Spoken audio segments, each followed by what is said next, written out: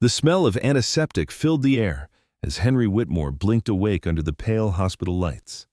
His hand trembled against the blanket, an IV line taped to his wrist. For a moment he couldn't remember how he got here. A young nurse stepped closer, her tone polite but detached. "Good morning, Mr. Whitmore. I'm afraid your discharge has been delayed." Henry frowned weakly. Delayed? For what reason? The nurse glanced at the clipboard, avoiding his eyes. "Your guardian hasn't approved your release yet." He blinked, confused. "My what?" She hesitated.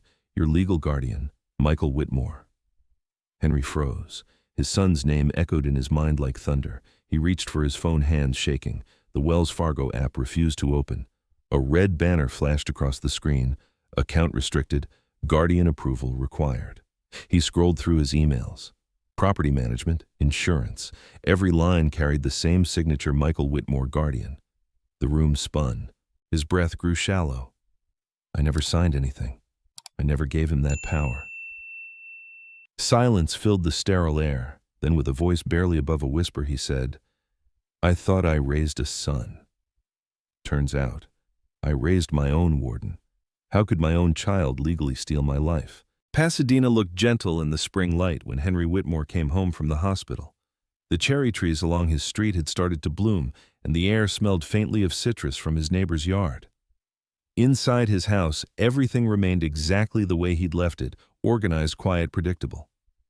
That's how Henry liked it. He had lived in the same two-story home for nearly 40 years. A retired electrical engineer, widowed for a decade, he still kept his late wife's porcelain collection on the mantel. His days were simple: morning coffee at the kitchen table, a walk to the mailbox, an afternoon nap in his recliner. The neighbors greeted him as Mr. Whitmore, the kind old gentleman who still fixes everyone's porch lights. His son Michael showed up 3 days after Henry's discharge. 45, once ambitious, but now visibly tired, Michael carried the smell of fast food and frustration. "Dad, you shouldn't be alone after that fall," he said, unloading bags of groceries. "Let me stay for a while, help with bills, maybe cook dinner." Henry smiled, relieved by the offer. "I'd like that. It's been a long time since this house had company." For the first week, Michael was charming. He cleaned the garage, fixed the leaky faucet, and spent evenings watching TV beside his father.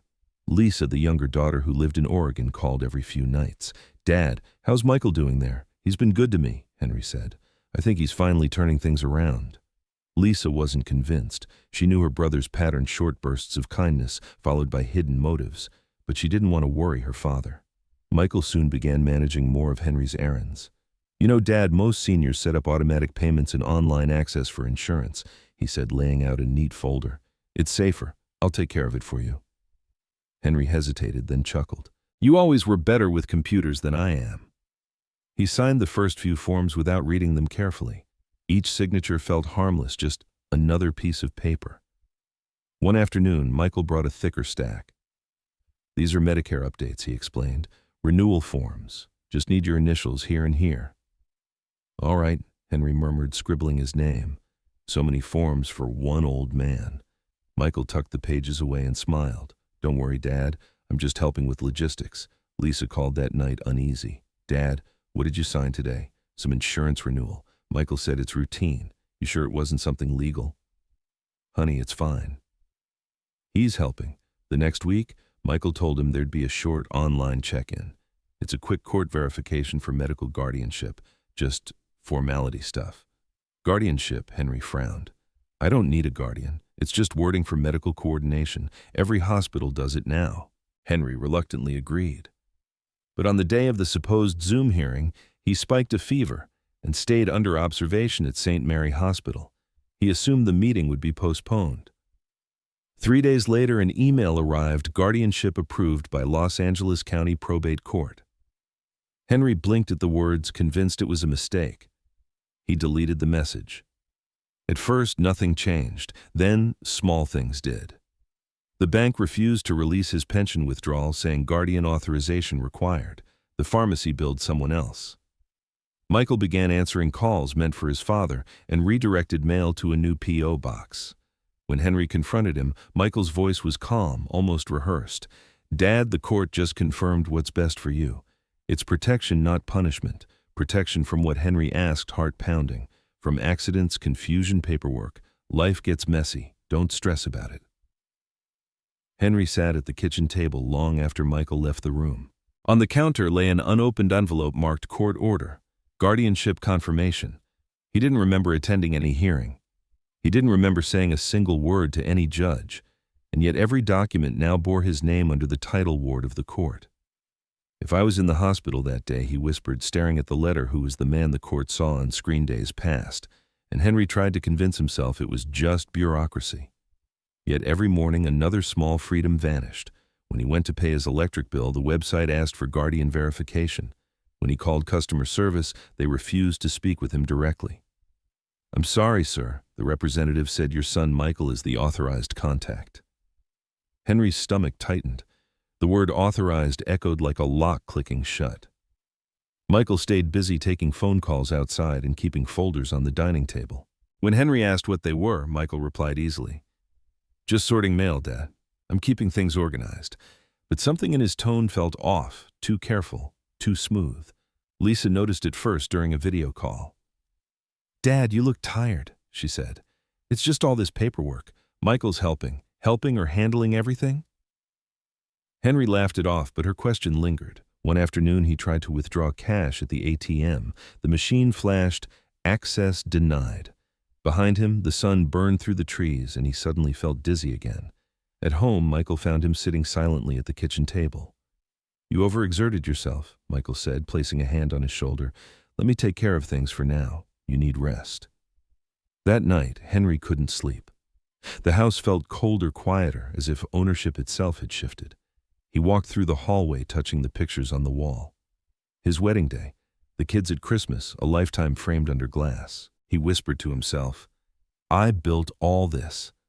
I paid every mortgage payment. How can a court decide I can't manage my own life?" The next morning, he checked the mail again. Another envelope from the court. Inside was a letter confirming guardianship and reminding him that all property and financial decisions were now subject to review by Michael Whitmore, guardian of record. Henry felt his knees weaken. The chair scraped the tile as he sat down. He picked up the phone, called Lisa, and spoke with a tremor in his voice. "Sweetheart, I think I might have signed something I shouldn't have." Before the fall, before the signatures, Henry Whitmore had lived an ordinary, steady life. 10 years had passed since his wife Margaret died of cancer, and yet her voice still lived in every corner of the house. He'd kept her teacups exactly where she left them, her garden tools hanging neatly on the wall. Sometimes he caught himself setting an extra plate at the table.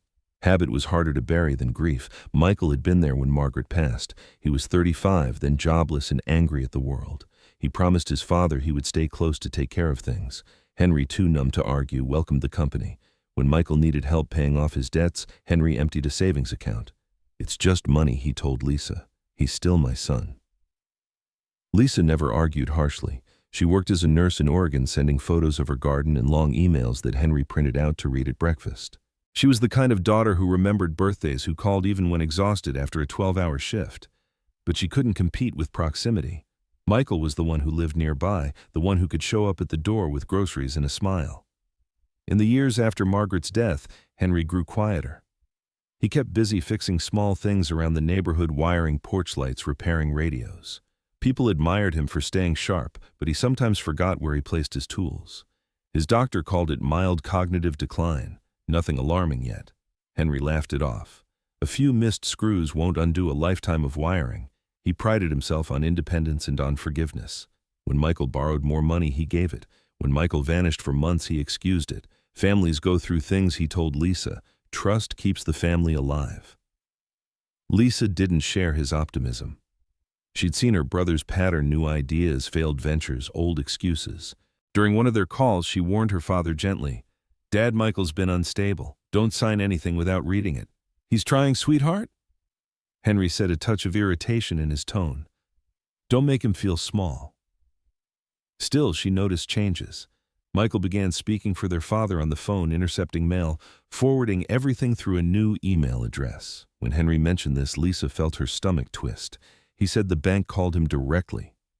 Henry said, puzzled, something about updating account access. "That's not normal, Dad," Lisa replied. "They should be calling you." Henry chuckled, dismissing her worry. He's just helping. The system's confusing these days. A month later, Lisa received a short voicemail from her father that made her uneasy. His voice sounded strained. Lisa, the bank, they froze something. I'll sort it out tomorrow. When she called back, Michael answered. Dad's resting, he said flatly. Everything's under control. Under control. The phrase stuck with her like a splinter. A few days later, Henry told her during another call that the bank wouldn't release his pension withdrawal. They said it needs my guardian's approval, he said with a shaky laugh. I told them I don't have one. Lisa's chest tightened. Guardian? Who told you that? The bank clerk. I think she misunderstood. Lisa didn't think so. That night she contacted the Los Angeles County Probate Court, asking for a copy of any record that included her father's name. The clerk on the line hesitated before answering. Yes, ma'am. We do have a case under Henry Whitmore. Guardianship petition approved last month. Lisa gripped the phone tighter. Who filed it? Michael Whitmore. Her voice cracked. Can I get a copy? You'll need to request it in writing. When the documents arrived 3 days later, she spread them across her kitchen counter. Every page bore Henry's signature, uneven, trembling, but undeniably his name. She zoomed in on one of them, frowning. The pen pressure was wrong, too consistent. It looked like a scan. She called her father immediately, her voice trembling. Dad, I have the papers from the court. Did you sign anything with your name printed in blue ink? Blue ink, he repeated. No, I always use black. Then look at this, she said, sending him the photo. Henry studied the image on his phone. The silence stretched. When he finally spoke, his voice was hoarse. That's not my signature. That's from my insurance file years ago. I recognize the mark on the H. I signed that when your mother was sick. Lisa felt her heart drop. So someone copied it. Looks like it, he said softly. But why would Michael? He stopped mid-sentence. The realization sank in too deep for words. For the first time, Henry sounded afraid. Not confused, not disappointed, afraid. He sat in his recliner staring at the framed wedding photo on the wall. His voice cracked. I trusted him with everything. Maybe that was my mistake. Lisa tried to steady her voice. We'll fix this, Dad. I'll call a lawyer.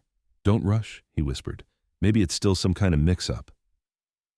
But as he scrolled through his email again, he saw it clearly, a notification from the court time-stamped on the very day he'd been in the hospital.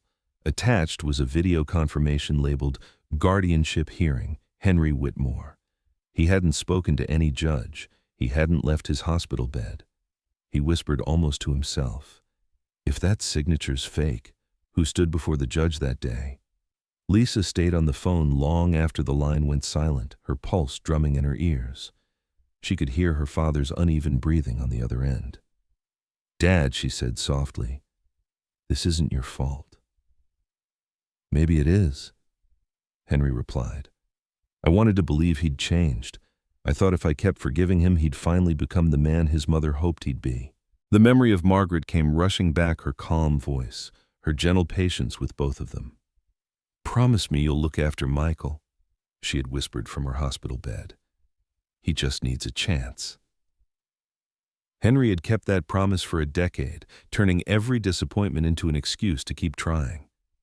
Now, the weight of that vow pressed against his chest like a stone. Lisa, he said quietly, your mother always believed love could fix anything, but maybe love just makes us blind. Lisa swallowed hard, her throat tight. Then let's make it right, no matter what it takes. Henry nodded, even though she couldn't see him.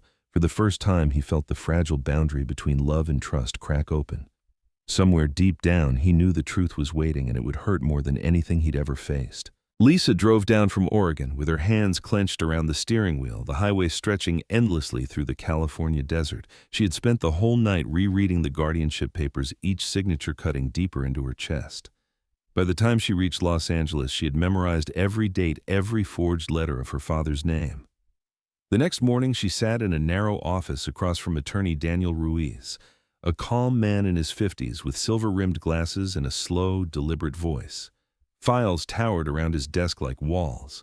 Guardianship abuse is unfortunately common, he said, but if the court approved it, your brother has full legal control, finances, healthcare, property. Everything, Lisa leaned forward. Even if my father never agreed, if the court believed he did, yes. He scanned the petition again, brow furrowing. You said your father was hospitalized the day of the hearing. Yes, St. Mary Hospital. I have the admission record. Then we start there. I'll request the hearing video from the county archives. When Ruiz called a week later, his tone had changed. Lisa, I have the file. You should come in.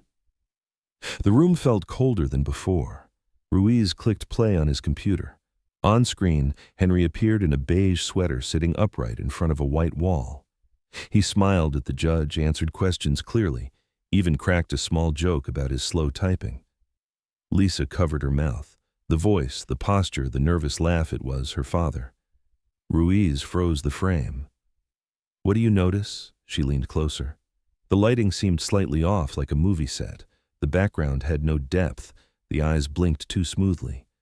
That's not him, she whispered. That's something else. The file's metadata. Ruiz said quietly, shows an upload from Phoenix, Arizona, not Pasadena. Lisa's heart sank. But my father was in a hospital bed. He couldn't have done this. Then someone else impersonated him, Ruiz said. And if that's true, we're dealing with fraud at a criminal level. They gathered hospital records, timestamps, and witness notes. Ruiz moved methodically. Lisa felt like the ground was shifting beneath her. Each document proved her father's innocence, yet the legal system now saw him as incompetent, a man stripped of his own name. 2 days later, Lisa arrived at her father's house unannounced. Michael was there barefoot, drinking coffee at the kitchen counter. He didn't seem surprised to see her. Lisa, he said with a dry smile. Long drive. We need to talk. Sure. About what? She placed the court transcript on the table. About this. He flipped through the pages without expression. Everything's legal. Dad needed someone to manage things. You forged his signature. Can you prove that the words were calm, practiced? Henry appeared on the stairs, gripping the railing. His eyes darted between them. Michael, he said quietly. What is she talking about?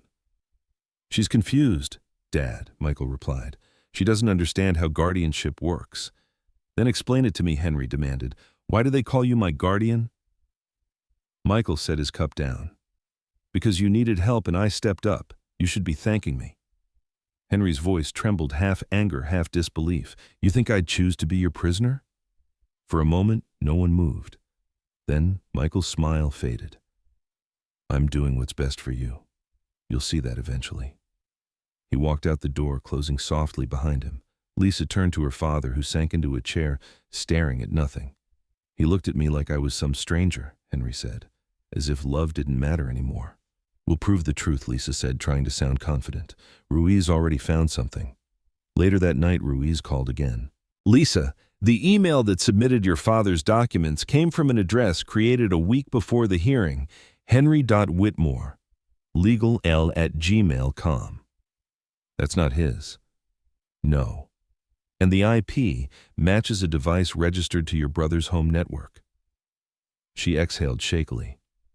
So it's all traceable? Yes, but this isn't just forgery. Whoever did that video had access to more than your father's signature. Henry sat at the table while Lisa explained. His hands were clasped tightly, his knuckles white. I kept my old computer unlocked, he murmured. He could have taken anything. We'll find out, Lisa said. Everything leaves a trail. They spent hours gathering evidence, screenshots, emails, hospital logs. Ruiz guided them through each step, patient but firm. The more we document, the stronger the case, he said. Guardianship can be reversed if we prove fraud. Henry looked up slowly. But how do we prove I wasn't there when there's a video showing me? Ruiz paused. We'll need experts, people who can analyze digital manipulation. If that footage was faked, we'll know. Lisa shut her notebook, exhausted. So someone made him talk and smile like himself. But it wasn't him, exactly, Ruiz said. They created a version of your father the court could trust. Lisa stared out the window. A neighbor's porch light flickered in the distance, and for a moment it looked like the house itself was blinking. Watching. If the court saw a man who looked and sounded like my dad, she said softly, then who did they really see? The next morning, Ruiz arranged for the hearing video to be examined by a forensic lab specializing in digital media. The technician, a woman named Clara, sat before a large monitor replaying the footage frame by frame. At first glance, it looks authentic, she said. But watch this. She zoomed in on the man's face. The skin texture flickered subtly with each blink. The reflections in the glasses didn't match the lighting in the room. When she paused the video, the ear alignment shifted slightly out of place. This isn't a real recording, Clara continued. It's an impersonation render. A software overlay synced to a live actor's movements. So they used AI, Lisa asked. Exactly. The same kind of app kids use to swap faces on social media, only this one was used to fool a court. Henry stared at the screen, speechless. They faked me, he whispered. In court. Ruiz nodded. Yes, and if that's true, it's fraud on a federal level. They left the lab in silence. In the parking lot, Henry looked at his reflection in the car window, familiar yet somehow foreign. I don't even know if I recognize that face anymore, he said quietly. It's still yours, Lisa answered. They just tried to steal it. Over the next few days, tension inside the house grew heavier. Michael acted as though nothing had changed. He cooked breakfast, paid bills, and answered Henry's mail. But his politeness had a sharp edge now, like a blade hidden under cloth. I spoke with the court today, Michael said one morning. They said you'll need to go through me for all future paperwork. No, Henry said firmly. I'll handle my own life. Dad, don't start this again, Michael replied. You're not thinking clearly. Lisa stood between them. He's thinking fine, she snapped. What you did was criminal. Criminal? Michael laughed. You think you can prove anything? His arrogance made Lisa's hands shake. She wanted to shout, to hit something, but Henry placed a trembling hand on her arm. Let him talk, he said. Let him dig his own grave. That afternoon, Ruiz sent them a PayPal record tied to Michael's account. Payment of $500 to user Court Assist Pro Memo Zoom Setup Assistance. Henry read the email twice, then set the paper down slowly. He paid someone to become me. Lisa couldn't respond. She just watched her father's shoulders slump the air, leaving his chest in a silent sigh. Later, she found him sitting in the backyard, the late sun washing over his face. He looked smaller somehow, as though the betrayal had taken inches off his frame. Did I make him this way? He asked quietly. No, Dad. You gave him love, not greed. Maybe too much love, Henry said. Your mother used to say compassion without boundaries turns into chains. Lisa sat beside him, and for a long while neither spoke. Days later, Ruiz filed a motion to reopen the guardianship case. The hearing was scheduled for the following week.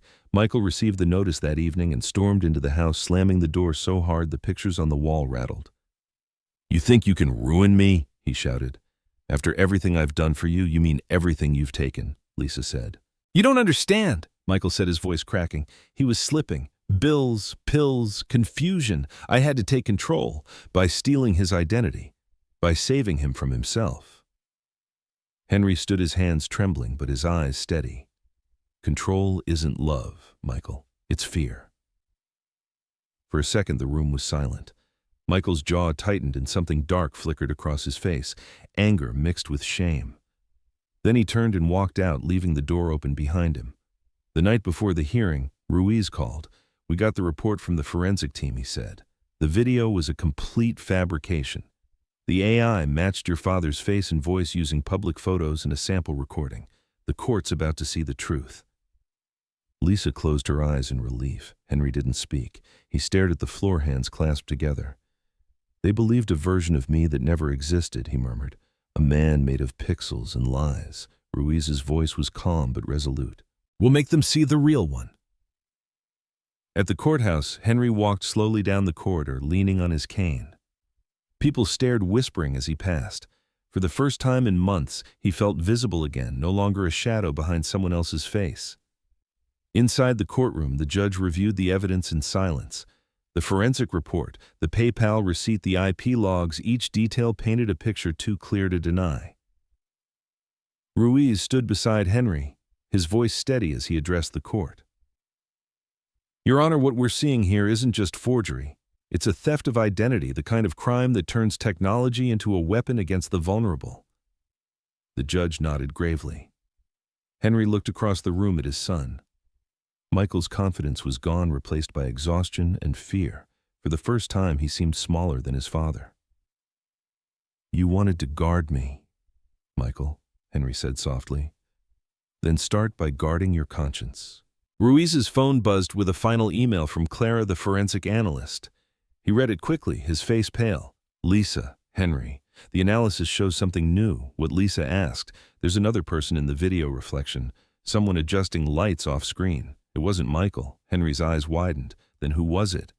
Ruiz exhaled. "Whoever they are, they helped create this fake hearing, and they're still out there." Henry turned toward the window, his reflection faint in the glass.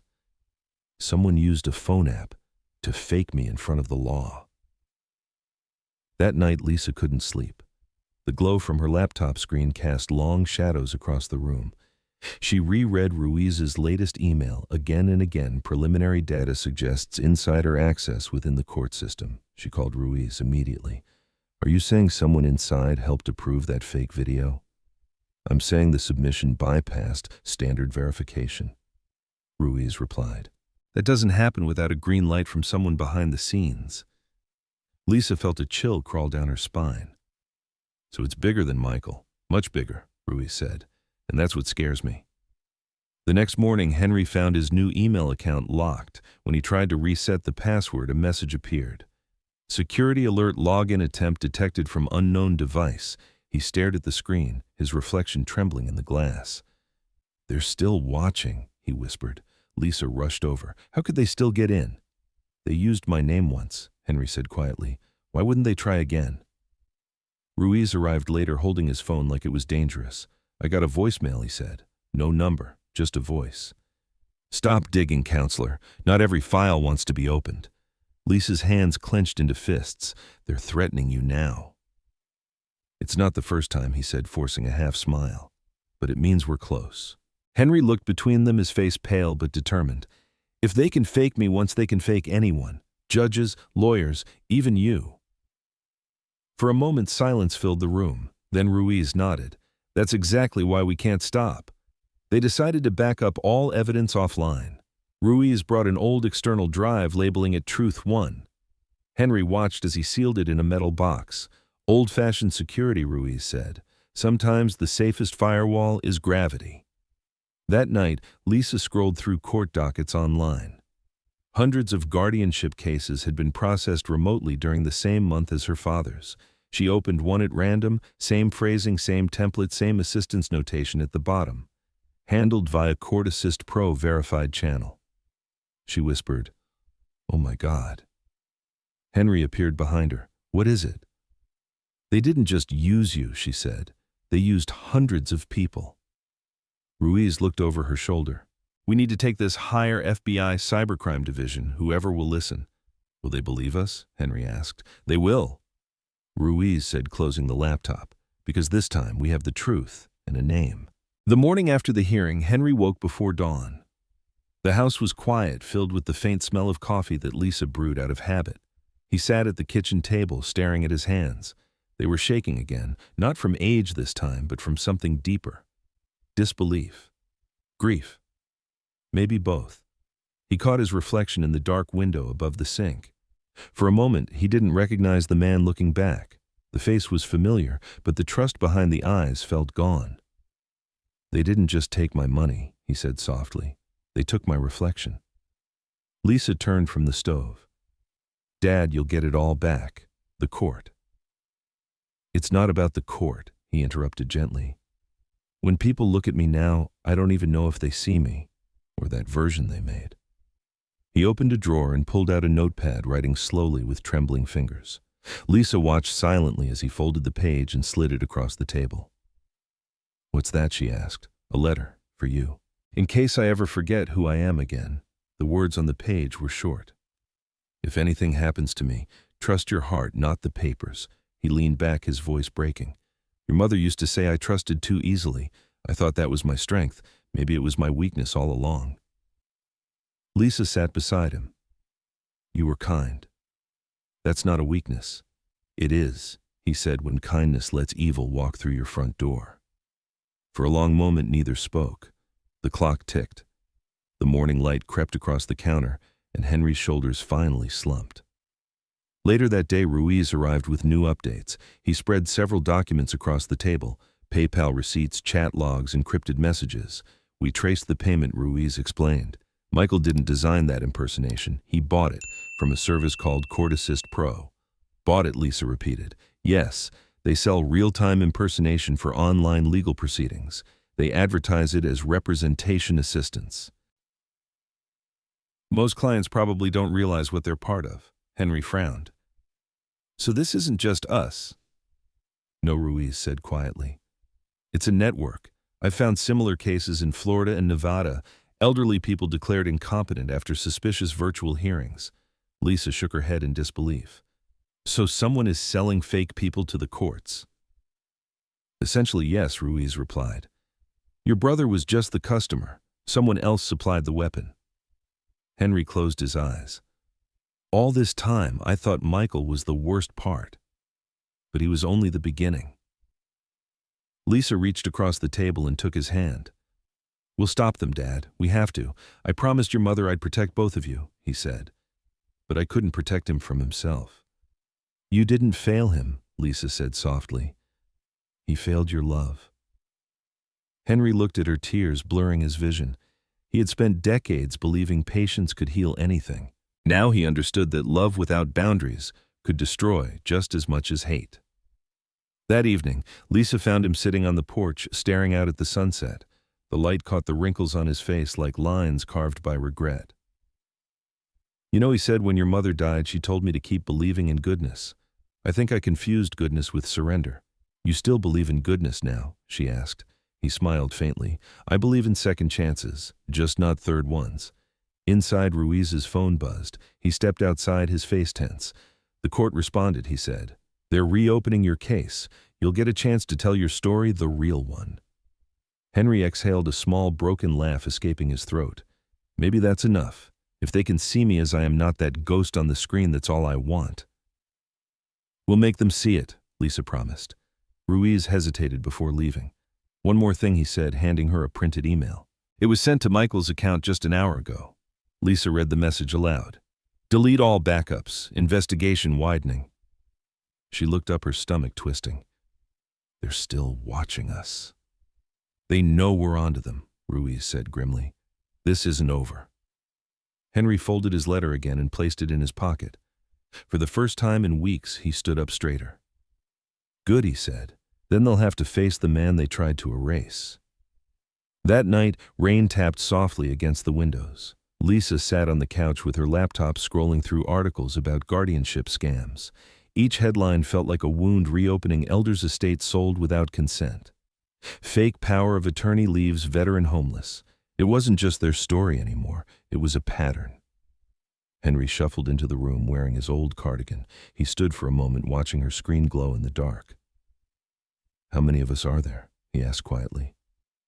"Too many," Lisa replied. "Most of them never get their lives back." He lowered himself beside her, the couch creaking. "When I was young," he said, "I believed the world got kinder as we aged. Turns out it just got faster and people stopped seeing us." "That's not true," Lisa said. "I see you." He smiled faintly. "Then maybe that's enough to start again." She rested her head on his shoulder. For the first time in weeks, the silence felt safe. The next morning, Henry placed his letter inside a small metal box with their family photos. "If something happens," he said, "don't hide this story. Tell it. Maybe someone will listen." Lisa nodded. "We'll tell it, Dad. Every word." Ruiz arrived later with tired eyes but a hint of hope. "The court accepted our motion," he said. "We're officially reopening the guardianship case." Henry stood tall, his voice steady. "Good. Let's make sure no one else loses their name the way I did." The courthouse was busier than anyone expected. Reporters waited outside with cameras ready, their microphones flashing under the gray morning light. A banner headline already scrolled across a local news feed: "AI guardianship fraud case reopens in Pasadena." Inside, Henry adjusted his tie with trembling fingers. Lisa helped smooth the wrinkles on his jacket while Ruiz reviewed the final exhibits. "You don't have to say much today," Ruiz reminded him. "Just tell the truth in your own words." Henry smiled faintly. I've spent months being someone else. I'm ready to sound like me again. Lisa reached for his hand. You're not the victim here, Dad. You're the witness. He gave a slow nod. No, he said. I'm the proof. When Judge Patterson entered the room, the murmurs died instantly. The hearing began with a replay of the original video, the deepfake version of Henry answering questions smiling, convincing the court he wanted Michael as his guardian. The same image that had stolen his freedom now played on a large screen before him. The judge turned toward Ruiz. Mr. Ruiz, you may proceed. Ruiz stood and presented the forensic report. Clara, the analyst, testified with calm authority. The person seen in that recording is not physically Mr. Whitmore. The lighting, reflection, and facial motion reveal synthetic rendering. This was an impersonation created using AI software in real time. Gasps rippled through the courtroom. Henry kept his eyes fixed on the screen. The false smile, the nods, the voice that wasn't his. That's the face that lied for me, he whispered. Ruiz presented the PayPal receipt, the fake email address, and the hospital logs proving Henry's admission on the day of the hearing. The evidence was undeniable. Finally, Judge Patterson looked at Henry. Mr. Whitmore, do you wish to speak? Henry rose slowly, gripping the edge of the table for balance. Your Honor, he began for 76 years. I lived by trust. I trusted the system, my family, my own reflection. But trust without truth is just blindness in a kinder tone. He took a deep breath, voice steady now. You asked if I needed a guardian. The answer is no. I need the chance to be heard as myself. The judge nodded gravely. And today you are. Lisa wiped tears from her cheeks. The courtroom was silent, except for the faint hum of air conditioning. Ruiz closed his folder and stepped back. Judge Patterson leaned forward. The court finds the original guardianship null and void. All rights, property, and authority are hereby restored to Mr. Henry Whitmore. A collective sigh swept through the room. Henry pressed a hand over his chest, tears welling as Lisa threw her arms around him. Cameras clicked like rain. You did it, Lisa whispered. No, Henry said softly. We did it, and the truth helped. The bailiff escorted Michael forward for the final statement. His face was pale, his eyes hollow. He glanced at his father, searching for something to say. Dad, I thought I was helping, he muttered. Henry looked at him for a long moment. You wanted to guard me, Michael, he said quietly. Then guard your conscience. Michael lowered his head and the bailiff led him out. The heavy doors closed behind them, leaving an echo that lingered. Reporters swarmed as the hearing adjourned. Ruiz gathered the documents and slipped his phone into his pocket. It buzzed immediately, a new email from Clara. He opened it, scanning the message with growing concern. Lisa, he said, the forensic team found something else in the video. What is it? A reflection on the computer screen. Someone was standing behind the camera adjusting the lights. It wasn't Michael. Lisa frowned. Then, who? Whoever it was, Ruiz interrupted. They were controlling the impersonation. Your brother wasn't working alone. Henry straightened his eyes clear for the first time in months. So the ghost behind my face still walks free, he said. Ruiz nodded grimly. Yes. And now they know we're coming. Outside, the sun had broken through the clouds. Henry stepped into the light, the cameras flashing around him. For a brief second, the chaos faded. He looked at Lisa and smiled. They tried to make me disappear, he said. But truth has a way of showing up even when you fake its face. Lisa squeezed his arm. Ready to go home, Henry said with a quiet laugh. I think I just found it again. They walked down the courthouse steps together, the crowd parting before them. Behind the glass doors, Ruiz watched them leave, his phone still in his hand, the final line of Clara's email glowing on the screen. New client reports identical case in Arizona, same software, same pattern. He exhaled slowly. It's starting again, he murmured. Outside the courthouse, the air smelled of rain and asphalt. Reporters shouted questions, but Henry kept walking his cane, tapping softly on the steps. Lisa stayed close beside him, her arm looped through his. How does it feel to win? Mr. Whitmore, someone called. Henry paused for just a moment. It's not about winning, he said. It's about being seen again. The cameras flashed as they reached the sidewalk. Ruiz caught up, holding out a folder. These are copies of the court's decision. It's official now, you're free, Henry. Free Henry repeated as if testing the word. That's a good sound. They stopped at a small cafe nearby. Henry ordered black coffee, the first he'd bought for himself in nearly 6 months. Strange, he said, stirring the cup. Even this tastes different when it's truly yours. Lisa smiled. You earned it. Ruiz checked his phone again, reading Clara's follow-up message in silence. The system that created that video, he said slowly, it's still active. More hearings scheduled next week. Same signatures, different names. Henry looked out the window, his reflection ghosting over the street. Then they'll need another me, he said quietly, because I'm not disappearing again.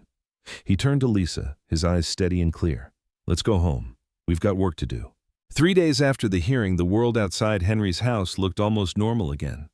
The jacaranda trees along the street had begun to bloom, scattering purple petals across the sidewalk. Neighbors waved as he watered his plants, and for the first time in months, he waved back. Inside, Lisa sat at the kitchen table, surrounded by folders. She was helping Ruiz compile documents for a report that would go to the state attorney's office. Henry poured 2 cups of coffee and set one beside her. You know, he said, I never thought I'd see my name mean something again. Lisa smiled. It means something bigger now, Dad. You're proof the system can be fixed. Henry laughed softly. Maybe. Or maybe I'm just proof that even an old man can still fight back. In the evenings, he began speaking at a local community center, sharing his story with other seniors. Some came in wheelchairs, others with walkers or canes. They listened in silence as he said, if someone asks you to sign something, ask twice. If they say it's just paperwork, ask 3 times. You're not being difficult, you're being alive. The small crowd applauded. Afterward, a widow hugged him, whispering, You made me feel less alone. Lisa helped him set up a small nonprofit account, the Margaret Trust for Elder Justice. They printed flyers with his story, hoping it would warn others. For a while, things finally felt peaceful. One evening, as the sun fell behind the mountains, Henry sat on the porch with a cup of tea. The air smelled of wet earth and orange blossoms. Lisa took a picture of him for the foundation's website. Smile, Dad. This is me smiling, he said with a grin. Later that night, his phone chimed. A new email. No sender name, no subject line. Just one sentence. Mr. Whitmore, we admire your courage. Some truths are better left offline. He stared at the message for a long time, then deleted it without a word. When Lisa came downstairs, he was already asleep in his chair, the TV still glowing faintly. The next morning, Ruiz called. Henry, Lisa, you need to hear this. Court Assist Pro just went dark. Their website's gone, their servers wiped. That's good, isn't it? Lisa asked. Maybe, Ruiz said. Or maybe they just changed names. A long silence followed. Henry finally said, Evil doesn't disappear. It just finds a new logo. That evening, rain clouds rolled in from the west. Henry sat in the living room, the old clock ticking beside a framed photo of Margaret. He looked at her face and whispered, You'd laugh, Maggie. Took a fake version of me to remind me who I am. He turned off the lamp, the room falling into half shadow. Wind brushed through the open window, carrying the soft sound of chimes. Lisa was in the study updating the foundation's email list. The computer pinged with a new message. The sender field was blank again. Subject: New Guardianship Case, Arizona, applicant Michael Whitmore. Her heart stopped. For a second, she thought it was a mistake, some system glitch. Then she read the first line. This file was flagged for prior match recognition. She whispered, No, and covered her mouth. Henry appeared behind her, leaning on his cane. What is it, honey, Dad? She turned slowly, her face pale. I think it's starting again. Henry looked at the screen, the blue light reflecting in his tired eyes. Then we don't hide this time, he said. We fight it. The rain began to fall harder outside. A flash of lightning lit the room for a moment, just enough to show both of their reflections on the monitor side by side. What would you do if someone stole not just your money, but your face, your voice, your name? Leave your thoughts below, and if you believe stories like Henry's deserve to be heard, share this one. Because silence is where the next fraud begins. Thank you for watching.